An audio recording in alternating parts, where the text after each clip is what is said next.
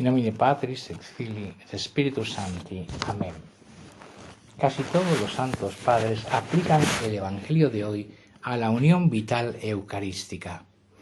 El Señor no dejó nada incierto a los fieles, por eso cuando dijo en el Evangelio de San Juan que todos sean uno, como nosotros somos uno, yo en ellos y tú en mí, que sean consumados en la unidad, debemos pensar que si creemos que el Verbo se hizo carne y que nosotros comemos en el alimento que el Señor nos da al Verbo hecho carne, se ha de creer también que permanece en nosotros por naturaleza el que naciendo hombre tomó para sí, ya de forma inseparable, la naturaleza de nuestra carne y mezcló la naturaleza de su carne a su eterna naturaleza divina bajo el sacramento de la Eucaristía en el que nos había de comunicar su carne. Por eso todos somos una misma cosa, si bien hay una distancia infinita entre Dios nuestro Creador y nosotros, sus criaturas, porque de una parte en Cristo está el Padre y de otra en nosotros está Cristo. El Padre en Cristo y Cristo en nosotros nos hacen estar unidos a ellos. Y como el hombre es un ser compuesto de alma y cuerpo, es necesario que los que se salvan se alleguen al que conduce a la vida, Cristo, tanto por el Espíritu como por la carne. De esta manera, el alma unida a Cristo por la fe saca de ahí el principio de su salvación, porque unirse a la vida es participar de la vida. El cuerpo, sin embargo, llega de distinta manera a la unión con Cristo, porque así como los que toman algún veneno aniquilan su mortal consecuencia con algún medicamento, también es necesario introducir dentro de las entrañas del hombre la medicina, como se metió la enfermedad, para que por ese medicamento se distribuya a todos los órganos del cuerpo la salud del remedio. De forma que así como hemos gustado de lo que disuelve y destruye la naturaleza, el pecado, y conduce a la muerte, es forzoso que necesitamos algo que usa lo disuelto, de manera que esta santa medicina tomada por nosotros rechace con su efecto contrario el daño del veneno metido en el cuerpo. ¿Cuál es este remedio? Aquella carne que se mostró más poderosa que la misma muerte y que fue el principio de nuestra vida, porque así hace semejante a sí mismo a toda la masa, según nos dice San Pablo. Del mismo modo, el cuerpo dotado por Dios de inmortalidad, metido en el nuestro, lo transforma en sí totalmente. Ahora bien, es imposible que algo llegue a estar dentro de nuestro cuerpo si no entra como comida y bebida para llegar a nuestras entrañas. Es necesario para nuestro cuerpo recibir la fuerza que vivifica de manera que le es posible a nuestra naturaleza. Pero, ¿quién no sabe que la naturaleza de nuestro cuerpo no tiene vida por sí misma, sino que necesita de una energía, de una fuerza que llamamos alimento? Y sin embargo, el alimento no es el mismo para todos los cuerpos, pues unos animales se alimentan de raíces, a otros les sirve de alimento la hierba, mientras que a otros se suelen nutrir de la carne. Para el hombre, el alimento principal, más ordinario y común es el pan, y para el sostén de su humedad, no solo el agua, sino también el vino. De manera que quien ve estas cosas ve en potencia la magnitud de su propio cuerpo, pues estando estas cosas en mí, en virtud de la asimilación, se hacen carne y sangre de una parte, y de otra hace tomar al alimento la forma del cuerpo. Dios hecho visible, para esto unió a sí mismo la naturaleza humana, para que el humano fuese deificado por la unión con la divinidad. Por esto, en virtud de la gracia se siembra a sí mismo en todos los que creen en él por la carne, cuya consistencia viene del pan y del vino, fundido con los cuerpos de los que tienen fe, con el fin de que por la unión con lo inmortal se haga también el hombre partícipe de la incorrupción e inmortalidad. Pero todo el que tiene hambre anhela todos los días la comida. Pero entonces dirá alguno: tengo hambre cada día, ¿cómo puedo comer cada día a Cristo si apenas hay en la tierra la verdadera Eucaristía? A esta objeción responde Santo Tomás de Aquino que el modo de comer a Cristo es triple, a saber, sacramentalmente, espiritualmente y sacramental y espiritualmente. Pongamos atención a esta preciosísima doctrina de Santo Tomás. Para entenderlo, es conveniente saber que el alimento del altar, en él se deben distinguir el sacramento y su eficacia. Según San Agustín, el sacramento consiste en las especies visibles del pan y del vino y en las invisibles de la carne y sangre de Cristo. La eficacia consiste en sanar la condenación eterna. Todos cuantos se han de salvar, desde el principio del mundo creyeron y gustaron espiritualmente esta eficacia del sacramento, como lo saborean hoy cada día los buenos cristianos.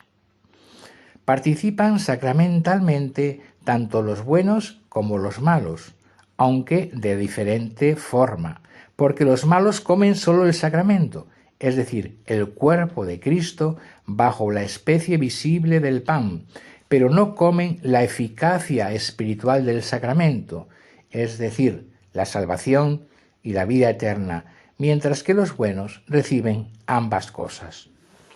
Con esto quedan indicadas las tres clases de manducación: únicamente sacramental, la solo espiritual y la sacramental y espiritual a la vez.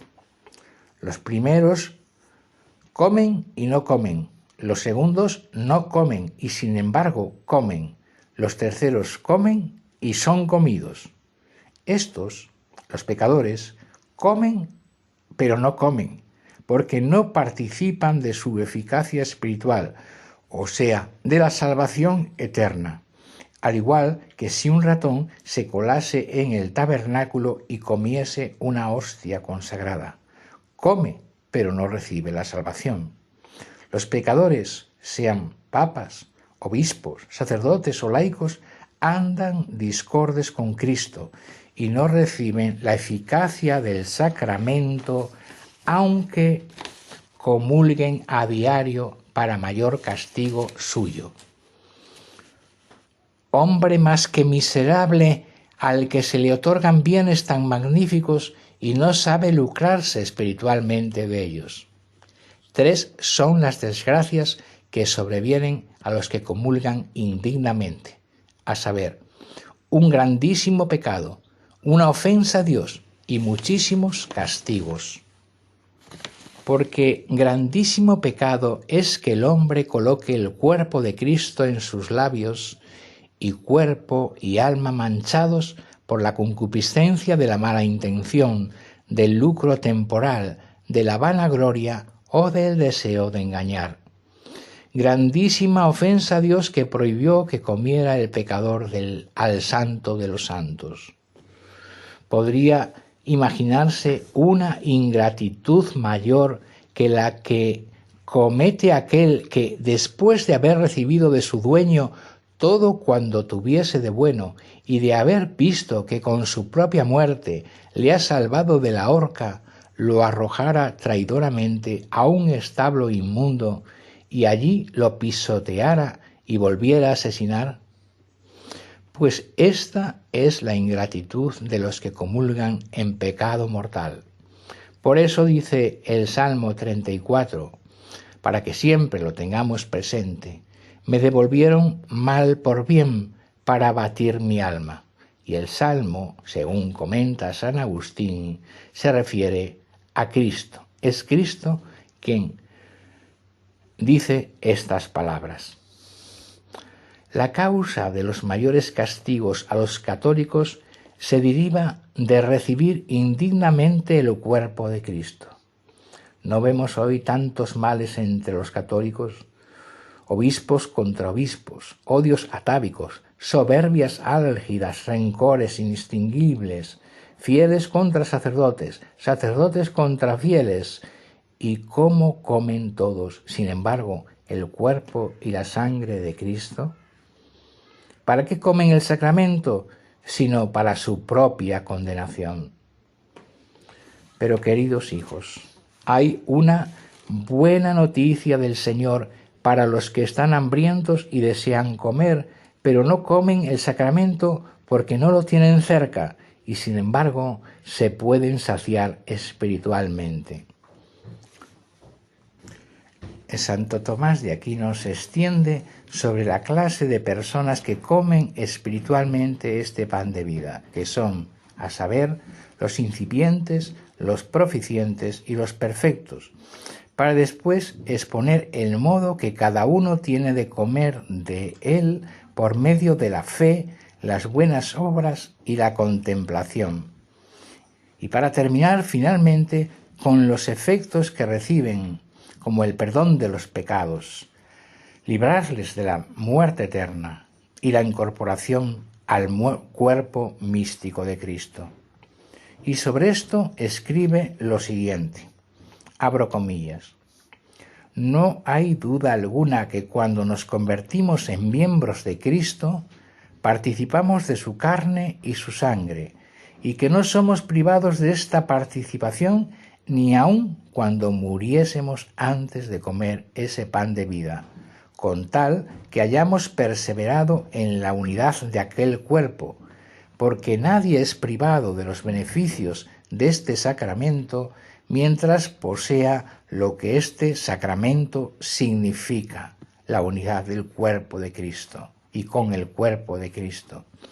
Y lo posee siempre que sea miembro de Cristo, siempre que creyendo y amando coma de él espiritualmente, porque de esta forma se convierte verdaderamente en el cuerpo de Cristo para vivir con él eternamente. He aquí, hijos míos, el fundamento de hacer con mucha frecuencia la comunión espiritual. Pero hay un menor número que ha elegido la mejor parte, a saber, ambos modos de comulgar. Los que así comulgan, dice Santo Tomás, comen y son comidos, porque el cuerpo de Cristo asimila al que lo come, asimilándole por medio de la caridad que une y lo convierte en semejante a su bondad. Por eso dice San Pablo, somos muchos un solo cuerpo, porque todos participamos de ese único pan. Para entender esto, podemos tomar semejanza del mismo amor, cuya fuerza transforma el corazón del amante en el de la amada, haciéndole sentir exactamente como ella, tanto en lo próspero como en lo adverso. O, en otro ejemplo, si derramásemos una gota de agua en el vino, la mayor cantidad de éste hace desaparecer el agua y convertirse en él, porque, según otro ejemplo más, es propiedad de los buenos árboles, que si son injertados en un tronco, aunque fuere silvestre, hacen que prevalezca su bondad, y convirtiendo la amargura del tronco silvestre en su dulzura y nobleza, le obliga a dar frutos parecidos a los suyos. Vosotros, hijos míos, habéis elegido, pues, la mejor parte, comer y ser comidos. Pero si por las circunstancias de la vida no podéis acudir con la asiduidad que deseáis a comer y ser comidos, no os aflijáis mientras buscáis la forma de participar en este banquete de los santos, ya que por la comunión espiritual podéis cada día, ¿qué digo cada día? Cada hora, comer sin haber comido. Fácil es hacer una comunión espiritual. He aquí una forma, entre miles de ellas, fácil de aprender. Creo, Jesús mío, que estás presente en el Santísimo Sacramento del altar. Os amo sobre todas las cosas y deseo recibiros en mi alma, pero no pudiendo hacerlo ahora sacramentalmente, os ruego que vengáis al menos espiritualmente a mi corazón. Y como si ya hubieseis venido, os abrazo y me uno entero a vos. Y os ruego que no permitáis jamás que me aparte de vos, vida eterna de mi alma. Amén. Que la Virgen María nos conduzca en su virginal regazo siempre al corazón de nuestro Señor Jesucristo, para que seamos siempre uno con Él.